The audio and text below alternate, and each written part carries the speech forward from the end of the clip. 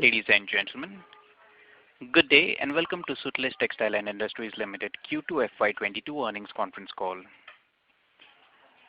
As a reminder, all participant lines will be in the listen-only mode, and there will be an opportunity for you to ask questions after the presentation concludes. Should you need assistance during the conference call, please signal an operator by pressing star, then 0 on your touchtone phone. Please note that this conference is being recorded. I now hand the conference over to Mr. Bipin Walame, CFO and Whole-Time Director. Thank you, and over to you, sir. Thank you, and good afternoon, everyone. I welcome you all to the earnings conference call of Sutlej Textile and Industries Limited for quarter and half year ended September 2021. And I hope that all of you and your family continue to remain safe. I have with me Mr. Updeep Singh Chatra, President and CEO of Sutlej Textiles and Industries Limited, and Stellar IR Advisors, our investment relationship team. The result presentation has been uploaded on the exchanges, and I hope everyone had an opportunity to look at it. I will take you through financial performance highlights, followed by industry and business insight by Shri Updeep ji. After seeing a year full of challenges for our last 1 year COVID-19 pandemic, we saw a sharp recovery and revival in the Indian textile industry since last couple of quarters, with opening of economies which continued in quarter 2 FY22 with increased demand in both domestic and export markets. We witnessed good traction in domestic as well as the export market, with realization increasing in both markets. Yarn business export during the quarter contributed 45% to the sales as compared to 34% in Q2 FY21. The capacity utilization levels stood at around 94%, which has reached pre-COVID levels. We have improvement in utilization level both on year-on-year basis and sequentially on account of improving demand. During the quarter ended September 2021, the company reported consolidated total income of 798 crore against 473 crore in Q2 FY21, witnessing a strong growth of 68% year-on-year and growth of 35% sequentially.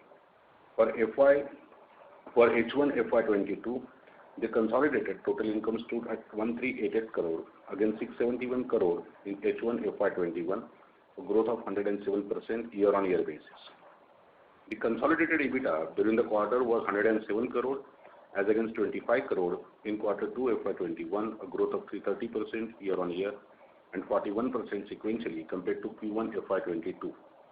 The EBITDA margin stood at 13.4% in Q2 FY22 compared to 4% year-on-year and 12.9% sequentially. EBITDA for H1 FY22 stood at 183 crore in FY21, H1 FY21. Reported consolidated PAT of rupees 42 crore as against 5 crore in Q2 FY21 and 20 crore in Q1 FY22. During H1 FY22, PAT stood at 62 crore against loss of 43 in H1 FY21. I would also like to highlight that on balance sheet side, we have been able to consistently trying to reduce the overall debt. The total debt was at 41 crore, which is significantly at lower level. Moreover, our gearing, which has been contained below 1 since past few years, have further reduced to 0.83 times, which is also historical low level. Lastly, we would like to highlight that presently around 45% of the working capital limits remain unutilized, thereby providing the company with adequate liquidity to meet its obligation as demand revives. That is all from my side. Now I would like to request Shri Updeep ji to share business outlook and industry scenario, and then we can open the floor for question and answer. Thank you, and over to Shri Updeep ji. Thank you, Bipin, and good evening, everyone, and thank you for joining us on this call of Sutlej Textiles, and I hope you all are fine. Indian textile industry, as you would all know, has seen and gone through a positive change in market dynamics and have experienced a recovery after headwinds faced in the past due to COVID-19. A highly buoyant export market and favorable export policy helped sector to revive and emerge even stronger. And today, a lot of optimism prevails for Indian textile and apparel sector on account of strong performance, which was expected over a long run and is expected to be there in the time to come. The global buyers China Plus One strategy, that is to de-risk their supply chains from China, riding on India's tremendous strength in textile and spate of government initiatives over the last few months in the sunrise sector are fueling growth and propelling Indian textile and apparel industry to a multi-year growth trajectory. I mean, as our Minister of Textiles and Commerce said in the recent past, it's like rising phoenix. Even 1% shift of global market share offers India an export opportunity of almost $8 billion. And the government initiative to enhance the ease of doing business, generate employment, create market access, and correct sectors' weaknesses like lack of scale, boost textile export, and ambitious schemes like PLI scheme for MMF segment, mega investment textile parks, MITRA scheme, and extension of ROSTCL and notification of road tax rates, and different FTAs being planned will benefit the entire textile value chain. It will provide a level playing field and enhance India's competitiveness in global export market.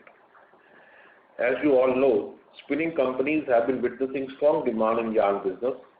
With the second largest spinning mill capacity in the world after China, Indian spinners should expect, and I'm going forward, also they should expect full utilization of their capacities and superior margins due to robust demand, particularly on account of US and China on Xinjiang cotton. Indian textile players have also actually embarked upon aggressive capex planning to the tune of 20 to 40% across spinning and garment manufacturing to ride the current wave of high export demand in textiles. Similarly, the same thing happened with Satluj. Satluj being a trusted brand in yarn industry, we are focusing toward expanding the footprint in terms of home furnishing as well, and we launched this brand Nestera in our home textile segment. And we have also boosted our marketing activities in home textile segment with Nestera, with having advertisement and events. As we are aware, building a brand is a gradual process wherein initial years are crucial to build strong foundation, post which we can start to reap the benefits in the near future. The home textile business will enable Satluj to enter into the next leg of growth, and we are quite bullish on that. As a result, we have also taken on board one of a very seasoned person to head this home textile division across India and US in American silk mills. And we strongly believe that strong yarn business and uprising home textile business will lead us in Satluj to deliver robust performance and continue to add value to its stakeholders. I must also acknowledge the effort put in by our team and well guided by our executive chairman and the board that we are able to perform well in this quarter two, and we have shown good results. I think if there is any question, then I can answer on the raw material and others. So I leave it for the organizers for the question and answer session. Thank you very much. We will now begin the question and answer session. Anyone who wishes to ask a question may press star and 1 on their touchtone telephone. If you wish to remove yourself from the question queue, you may press star and 2. Participants are requested to use handsets while asking a question. Ladies and gentlemen, we will wait for a moment while the question queue assembles.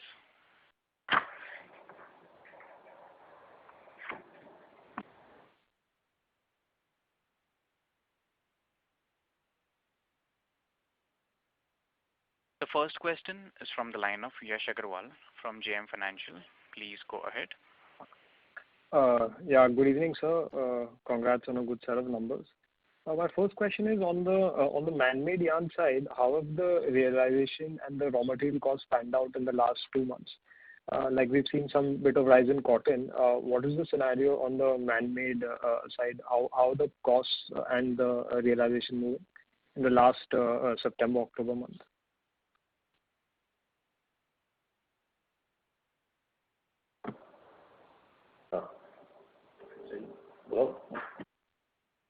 Hello? Sorry. Thanks, Yash, for asking this question. So on the raw material side, if we talk of the man-made fiber, so man-made fiber in the last 2 months, I would say from 1st September till date has increased, say, from 98 rupees to 170 rupees per kg. So it is almost, you can say 22 rupees change towards the higher side. And we have witnessed similarly that there is an increase in the realization also. The realization although would not have gone by the same amount because there is always a lag. And today we have witnessed a realization of almost 20 rupees, about 18 to 20 rupees per kg on the yarn side. Yeah. What is the exact quantum of the yarn? What is the absolute number of the yarn realization on man-made side? On man-made fiber, our average realization is to the extent of 200. Today the price is ranging in the range of 245. Our average had been in Q2 249. So the Q2 price was 249 and today it's 245. One was 246. Sorry, Q1 was 246. And Q2? Q2 is 249. Okay, and currently that is how much? Currently it is ranging in the range of 255. And so what is the major raw material? It's polyester viscose, is it, for you? Yeah, for this yarn it is polyester viscose. Got it. Also, sir, I wanted to understand, you mentioned that about 48% of the business is from yarn, right? If I heard it correctly, the 48 of the what percentage of the revenue is from the yarn side? So in our case, the entire yarn as a total segment, we get almost 95% of revenue from yarn. We are basically into spinning. Okay. So the home textile business contributes less than 5% at this point in time. Sure.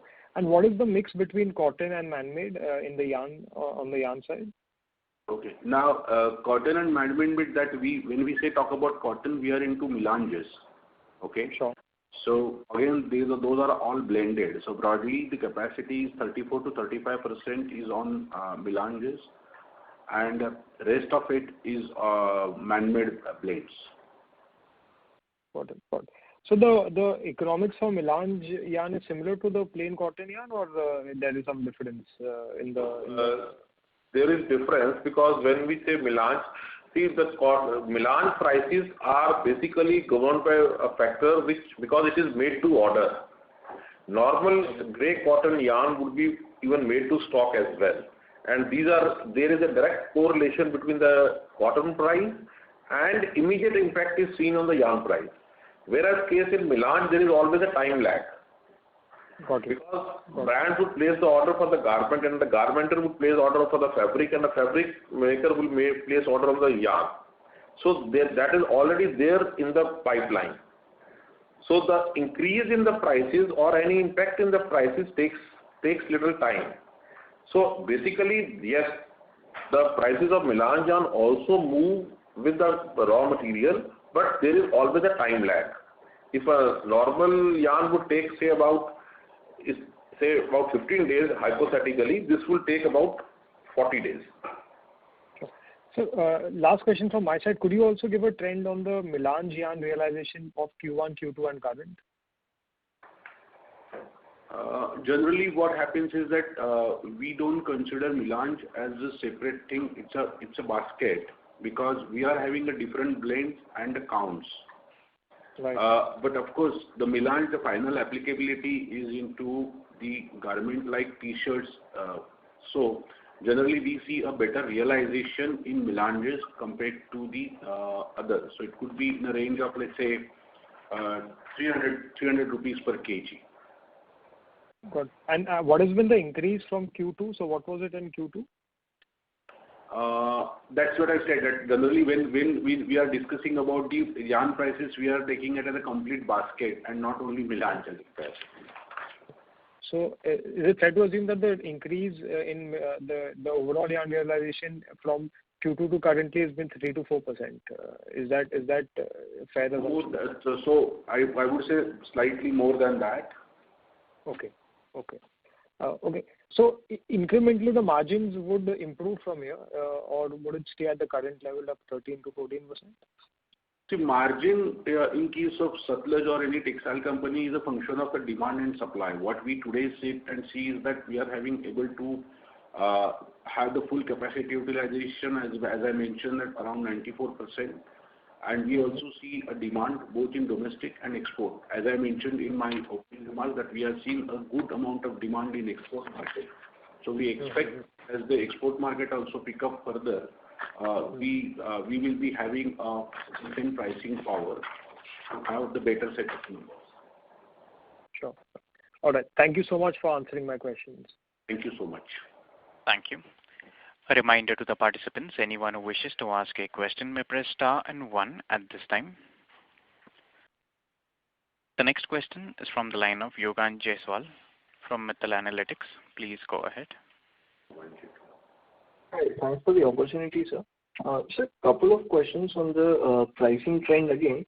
So, given the average realization that you mentioned for man-made fibers, so do you think with the rising cost, the spreads will be maintained going forward?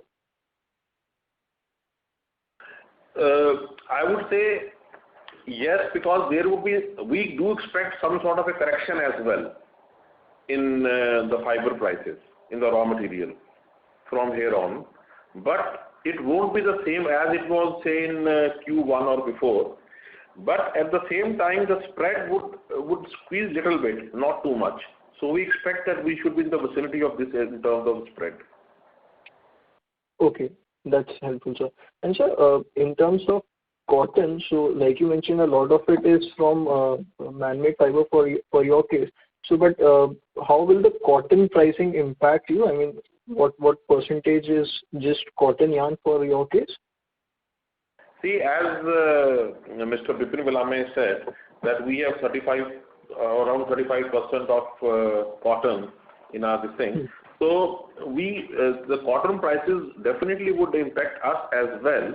And in our case, for example, the cotton prices, increasing cotton prices sometimes do impact us positively as well, because there is an increase in the Milan yarn. So we add more value to that.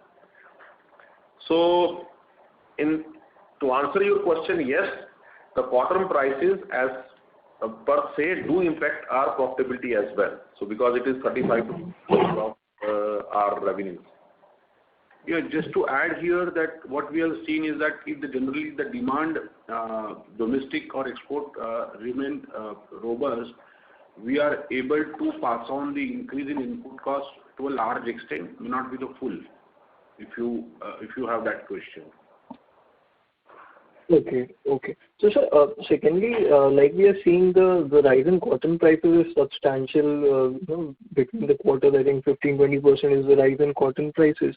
So going forward, how do we see that thing? Do we see cotton prices to, what is our expectation? Do we expect cotton prices to further go on up from here, or do we see that the prices might stabilize here? What's our take on it? Yes. So our take on this is very clear that, see, with the season going in, we are now entering the season. We just entered the season for the North cotton, and for the Gujarat cotton, we are just entering the season. And today, if you look at our daily arrivals are in the vicinity of 140 to 150,000 bales, and which at the peak would be in the range of 270 to almost 275,000 bales. 275,000 bales. So we see that now from here onwards, you would have seen that after Diwali, the cotton prices have softened. So we expect that these cotton prices would stay. I mean, they will not go as low as in the last season, But yes, they'll be corrected and they will stay range bound somewhere in the vicinity of, this is totally by personal guess, in the vicinity of say 55 to 57,000 per candy. Okay. Okay. And so secondly, in terms of operating margins, if we see some other peers, I think of late with the better realization and good demand utilization, a lot of them have been able to clock in kind of 20% kind of operating margin. While in our case, I think we've just been around 12-13%. So do you expect there is more scope for us to catch up, and or do we still have 12-13% as the higher range? So here I would like to tell you, if you look at the peer comparison, we have to see with the product we are in. So in synthetics, if you look at the peer comparison, so we are almost at the highest EBITDA amongst the peers who are in synthetic business. 20% plus EBITDA you are talking about, which are predominantly grey cotton spinning companies. Okay. If you talk of standalone spinning. Understood. And sir, in terms of utilization, I think Q1 and Q2 we have been on 90% kind of utilization. So going forward for the full year, do you expect some more volume growth to come in, or in terms of volume, this is the highest that we expect? See, in Q1 we were in the range of 88%, and in Q2 we are in the range of 94%, 93 point something, in the range of 94%. Now here, the utilization is also a function of the lot size. Since we are in value added and dyed yarns, the lot size are getting smaller, MOQs are getting smaller for our exporters for the fabric. So I would say utilization in our sort of business in this vicinity of this, it could be 94, 95% as well. There is always scope for improvement. So that is the utilization we are looking at on the value added yarns. Got it, sir. And sir, one last question from my end, and then I'll get back in the queue. So in terms of demand visibility, how do we function? I mean, do we have an order book visibility for next couple of quarters, or not so much? And whatever the case is, what is the kind of visibility we have at the moment? See, there are two things. One, when you are talking about visibility, it is a funnel. So confirmed orders we would not like to have for that long in yarn business, especially in value added yarns, because the prices are volatile for the raw material. So the order book at any point of time could be in the range of anywhere between say 25 to 45 days. Okay. Because the order book we won't like to have because of volatility in the yarn and the raw material prices. Fair enough, sir. Fair enough. That's really helpful, sir. I'll get back in the queue. Thank you. Just to add here, see, we are into the made to order. So we do a lot of sampling beforehand, and we are supplying. So you see, our inventory levels and the working capital utilization remain very, very efficient, because we don't create a significant amount of inventory in anticipation. And also, I would say that visibility is there, but the confirmed order booking.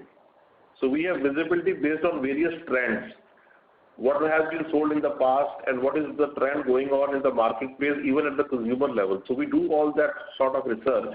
So we have visibility, but confirmed order I mentioned, we take normally in the vicinity of 45 days. Okay.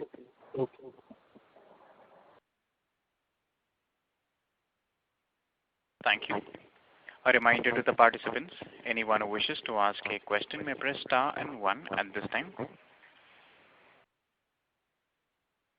The next question is from the line of Ritesh Poladia from Girik Capital. Please go ahead. Yeah, thanks for the opportunity. Sir, on yarn, as you said, the first grey yarn picked up. How's now value-added yarns doing? Is it already pre-COVID levels, or still there is a gap to fill? I think even in case of value-added yarns, we are riding almost equal to a little bit on the higher side on the pre-COVID level.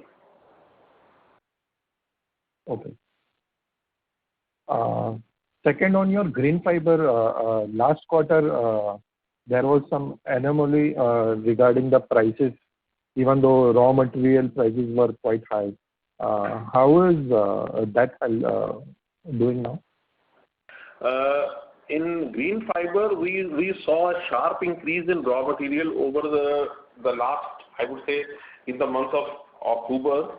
The bottle prices reached almost 61, 62 rupees, where they peaked. Now it has come down in the range of 53, 54 rupees. So the delta now is good enough, and this business for us is a profitable business. Okay, so is it going according to your projected levels, or still there would be a catch-up to do? I think as we speak, we are on the level what we have projected. Okay.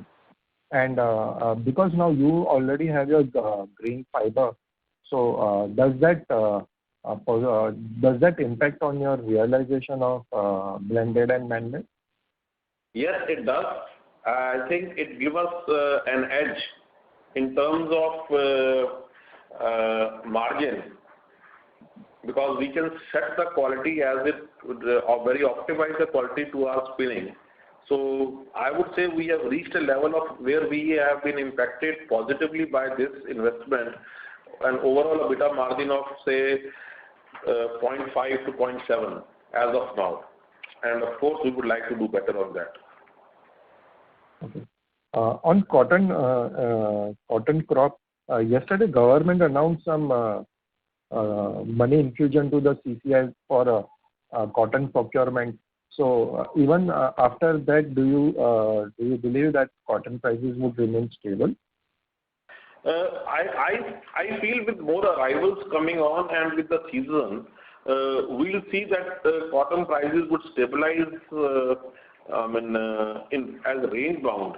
I don't see there will be too much drop in the cotton prices, but yes, we are still on the higher side as we speak today. Sure. Sir, in cash flow statement, there is a 26 crore capex. So is this a maintenance capex or modernization? Yeah, it's a debottlenecking and maintenance capex. Okay. So this about 50-60 crore is our maintenance from debottlenecking, modernization capex is ongoing. Yeah, I would say a range of around 70 to 75. 70 to 75. Sir, when do we hear about the next capex plans for the Satluj, or you would still wait for market to improve? No, see, generally what happens is that this maintenance and debottlenecking capex is required. As you know, we are running 420,000 spindles. So that is required. But any major capex right now, it is only under the discussion. And we are watching that how, as you rightly said, that how the price movement and the demand supply situation emerge. Sure. Sir, is there any capital infusion happened in the American Silk Mill this 6 months? So American Silk Mill capital infusion means what we did is that there was some increase in our investment in American Silk Mill, but it's not very major. I would say $1.8 million, not more. So now what's the total investment in American Silk Mill? Is it upward of 50 crore? Yeah, you're right. Okay. And sir, what's happening with the American Silk Mills? I think even if I do the console and standalone home textile business, it's just a 8 crore difference. So what's happening with the American Silk Mill? So in American Silk Mill, what's happening is that as in the opening paragraph, Mr. Udipji mentioned that we have now appointed a CEO who will be looking after the home textile as a complete division. That is the India operation and US operation to drive better synergy. Point number 2, that we are already, as we mentioned, that we have launched Nestera, so we want to see a white labeling of Nestera in United States and abroad, where we see a better realization. One of the things which actually hit the performance is the logistic issue in US. You might have heard that there is a lot of discussion going on currently US is facing a huge container shortage and the shortage of the drivers to run those big container trucks. So what is happening is that even though there is a decent order book in hand, since the material is not reaching in time from China and India and even European countries, the sale could not pick up, which we expect to get stabilized in this quarter and going forward. Okay. What would be the run rate of American Silk Mills before you acquired and right now? When we acquired the run rate, and currently it may not be exactly comparable because of the two reasons. Because last year, almost like 18 months is a big wash because of the COVID-19. And as the recovery started happening, the new issue of this container and the logistic which has been hit to US. So I would say when we acquired the turnover was the run rate was almost $800,000 to $800,000 per month, so almost 9.5 to 9.6 million, which we expect that to some extent catch up to happen in quarter 3 and quarter 4. But it will take some time to come back to the original level because of some logistic issue and also synergistic benefit which we are expecting to come out. So can we have 100 crore revenue of American Silk Mills in FY23? Yeah, I would say that would be a reasonable expectation. We are actually we are putting a higher benchmark, but I would say that should be. Yeah, we are actually targeting that kind of a situation going forward. And Nestera is recently launched, so of this 31 crore of standalone home textile revenue, it won't be meaningful, or is there a good portion out of Nestera? So Nestera, actually we launched in the month of September, in and October, just before the Diwali. So the reflection in number we will see in quarter 4, I would say. Okay. Part of it. But meaningful discussion can happen in next year once we see a good traction. Really, what as Udipji mentioned, we just started with some hoarding and some direct marketing effort at various locations. What the positive feedback we are getting is that customers like the collection, the design, and we are also expect that it will give us some better pricing power going forward. Sure. A few quarters back, there was something that some Italian designer teams has been appointed for the domestic home textile business for exports.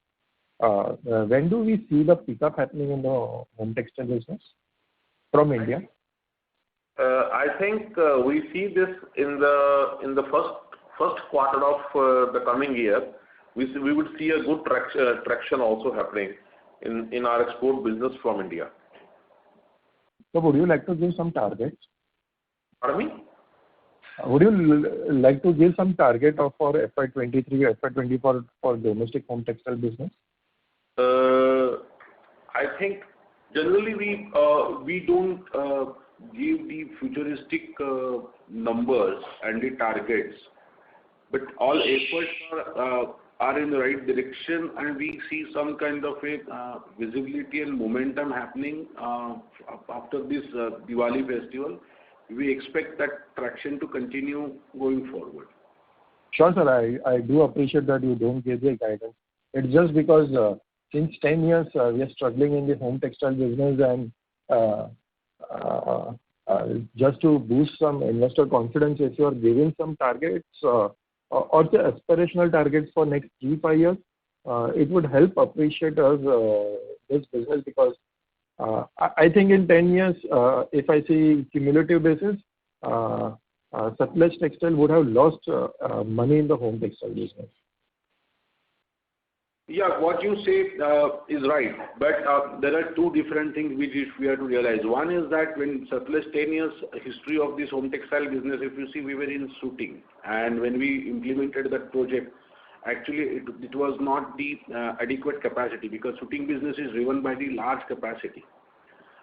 We shifted to home textile and basically into upholstery and curtains maybe 3 to 4 years back, and 4 years, we tried to create our own. Initial 2 years also, we were having the Birla Decor under the name, so we were actually not branding it. And this business require a branding and the management team. Last two years, I would say that we have a management team, the right kind of a designer. Now we are having a CEO who should look after the entire business. So your point is valid. What we are saying is that our wish is that we create at least a 500 crore business, which will contribute at least to 7.5 to 10% of surplus top line going forward. But of course, this business, as you know, is having a longer gestation period and takes time to create a brand and have your identification and get better margin. But to be very being honest, that we are all our efforts are on that direction, and something which we have probably might have missed or something which we have achieved. We are very positive and bullish on this business because we believe in going forward. They should add to decent number in terms of EBITDA margin. So this 500 crore would be in 2-3 years or a longer time frame? No, that is what the internal target of at least 3 to 4 years time frame. We expect that to happen. But as you know that we require a certain amount of at least a base impact by crossing certain numbers threshold so that we can see a better growth trajectory. And for this 500 crore, any substantial investment needed or you are okay with the current infrastructure? More or less, we are fine with the current infrastructure. Of course, some capital investment may be required to if we decide to add certain product profile, and if we don't have a specific machine for it. But largely, it should be driven by the branding and marketing efforts what we are right now putting. Sure.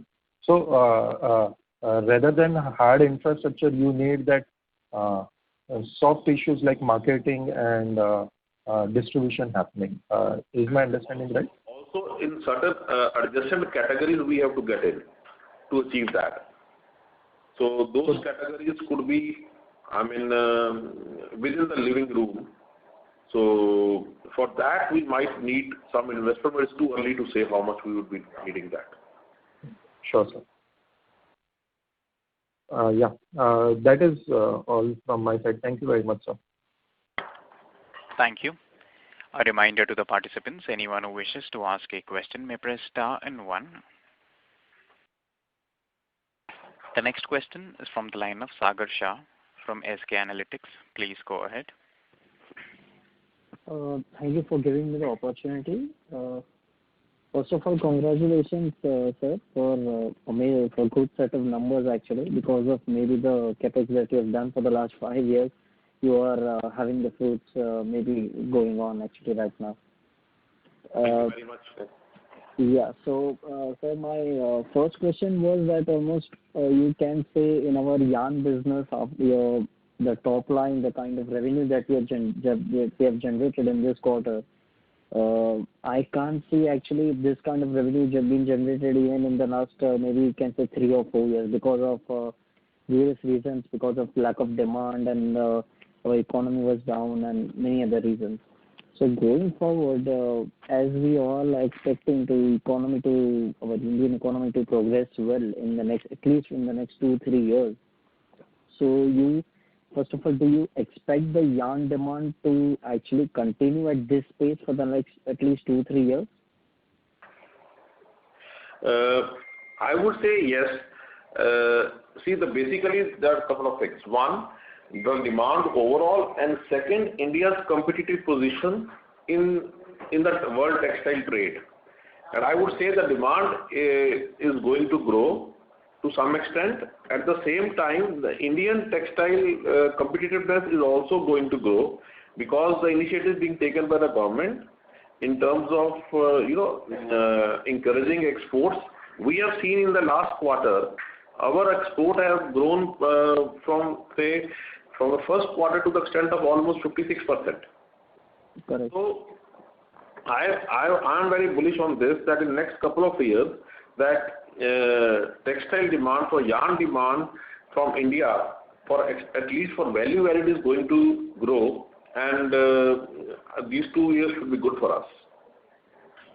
Okay. Okay. So basically, as in the next 2 years, if you see the demand growing and your already capacity utilization is around 92%, so going ahead, do you think that for incremental demand, your capacity is sufficient, or you need to bring up new capacities on board? Good question. In this, what happens? We have to maneuver the product mix. Even if our spindling remains the same, the product mix, the yarn count, going coarser, going finer, having different blend. Correct. Now in the times of COVID, for example, in Q1 and Q2 of this fiscal, because of some low demand in domestic in Q1, we could serve the export market because we could immediately change our product mix in terms of blend and in terms of count. So even if we are able to maintain the capacity utilization to the level of say 94-95% with the same spindling, we should be able to meet some of the demand. But going forward, if we need to put up a capacity, that can also be answered at that point of time. Okay, so basically you can alter your capacity to bring in bring up the sufficient demand actually. Basically, we have to be in the market for the product what market needs. So we should have that flexibility, and we should be able to maneuver our production in a way that we are able to give that product. Correct, exactly. So that flexibility we have created in our operations. So that is something which our teams at the operational level achieved during this COVID period, and we have demonstrated that in Q2 and Q1 of this fiscal year. Definitely, sir. My second question, sir, was on margins. As we have brought out the recycled staple fiber project actually successfully. So going ahead, because of this debottlenecking, and we have already spent 27 crores in this quarter also, which shows in the cash flow. So going ahead, do you see our margins improving from around 12% EBITDA to high levels? I feel that yes, we should be able to improve. As you would have seen that in this quarter also our margin is above 12. So we should be able to improve these margins by way of again coming to the changing the blend or the count or the product mix as the market needs. Okay, but on the gross level, or just because of the lower cost of raw material, do you think that would suffice? Any changes in your gross margin or that sort? Will it help? See, as I said earlier on, that we are expecting that at least 0.5% at the EBITDA level, say about 1% of the gross margin. If we are able to improve, we should be able to do that. Okay, sure. Then my last question, sir, was on the home textile business. Home textile business, can you say that if we are bringing in the new products, upholstery and the curtains business, so which would be our dedicated clients? What would be our dedicated clients towards this business if we are seeing improvement in even in the American silk mills actually? See, what you said, the dedicated plants? Clients. Yes. See, first and foremost in this business is that we have to synergize between the two entities. Now we have created one entity as Home Textile Division. So American silk mills is the front end for certain price range in the market in the US, and the goods are to be made in India. So this synergy is very important for this business, and that would justify our acquisition of that brand. So that is one we see what is happening, and we are quite bullish on that this is going to give us good result, number one. Number two, since we have launched new collections, so this business is basically a repeat business. So once you have more repeat business, you get better margin and you get better traction in the market as well. So now we are seeing with the launch of new collections, we are increasing our repeat business day by day. Okay. So these two factors are going to help in addition to the new collection being launched. Okay. So we are getting good traction for whatever collections have been launched in Nestera so far in last 2-3 months. So we see to build on, and we expect to build on this brand going forward in next 2 to 3 years. Okay. So based on the product portfolio, you are bullish on that. Right. Thank you so much, sir. All the best for the future. Thank you so much. Thank you. A reminder to the participants, anyone who wishes to ask a question may press star and one at this time.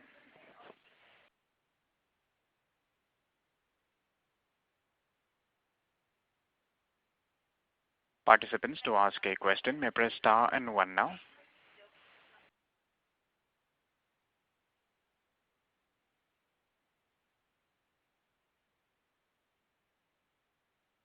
As there are no further questions, I now hand the conference over to the management for their closing comments. Over to you, sir. Thank you. And thank you, ladies and gentlemen, for taking time off to attend this call. And I also thank the participants who have asked very relevant and probing questions. And I appreciate that. And we do hope, and I can assure you that our management team is focused on this, right from, each of the team members across Satluj is quite focused and gung-ho about this company and this industry going forward. And we would definitely like to have better results and good conversation in the next call. Thank you very much and stay safe. Thank you. Thank you. Ladies and gentlemen, on behalf of Satluj Textile and Industries Limited, that concludes this conference. Thank you all for joining us, and you may now disconnect your lines.